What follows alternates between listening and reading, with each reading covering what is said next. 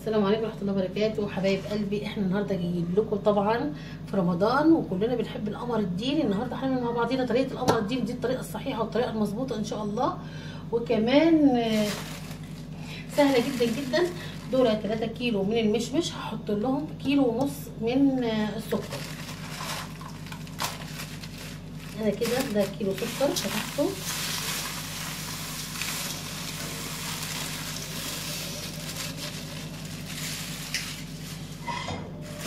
وهضيف كمان نص كيس تاني عشان يبقى كيلو ونص من السكر، لان انا كده خلاص بناخد القمر الدين بعدين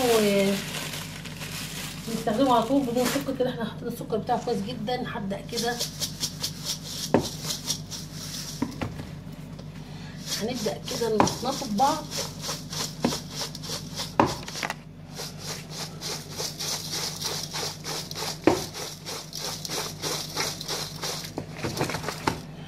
كده تمام. وهضيف له ليمونه كامله، عصير الليمونه كده حطيتها، ومش هضيف له اي ميه.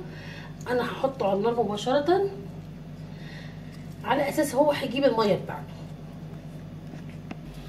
انا كده حطيت الحله بتاعتي على النار، بنزل المشمش بالسكر،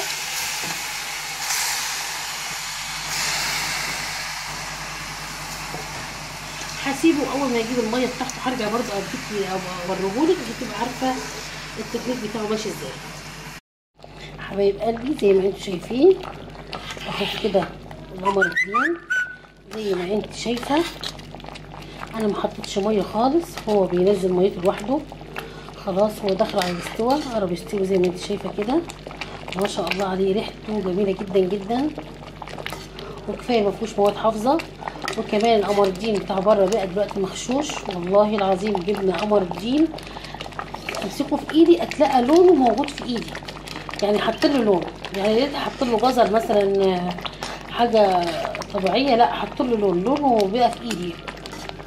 فكده دي الحاجه الجميله اللي انت تعمليها، صدقيني افضل 100,000 مره من اللي انت تجيبيه من بره. انا خلاص هسيبه يبرد حبه كده، وبعدين هضربه في الخلاط بتاعي. حبايبي زي ما انتم شايفين انا خلصت القمر الدين بتاعنا. القمر الدين بتاعنا ما شاء الله عليه، شايفين قوام القمر الدين بجد بجد طالع روعه ما شاء الله عليه. انا لسه ما ضربتهوش في الخلاط، انا سبته بس يبرد خالص خالص. وكمان كل ما بيبرد كل ما بيديني القوام الجميل ده بتاعه. انا دلوقتي ناويه اضربه في الخلاط، وبعد ما اضربه في الخلاط هرجع اوريكي برضو الشكل بتاعه ان شاء الله.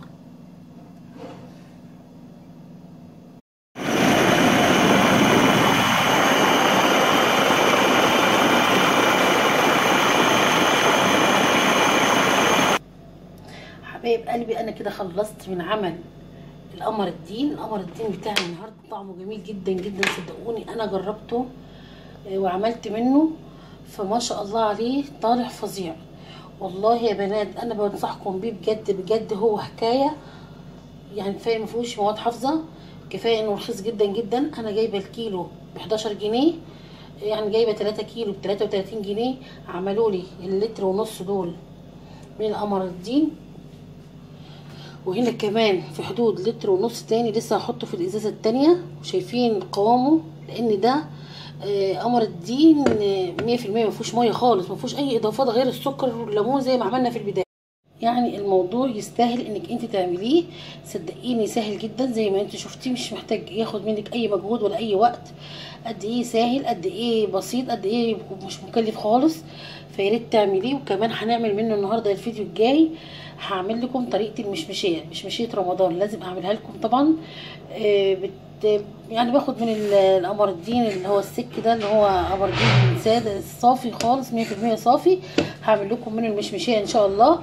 وزي ما انتم شايفين 3 كيلو من المشمش عملوا لي في حدود 3 لتر من عصير القمر الدين. انا باخد كوبايه واحده من العصير اللي انت شايفاه ده اللي هو 100% قمر الدين صافي، بحط عليه كوبايه 4 كوبايات من الميه. طبعا السكر محطوط له كل حاجه جاهزه فيه، انت حبيتي تزودي سكر طبعا ده حسب رغبتك، ما حبيتيش انا حليته التحليه المظبوطه على كده.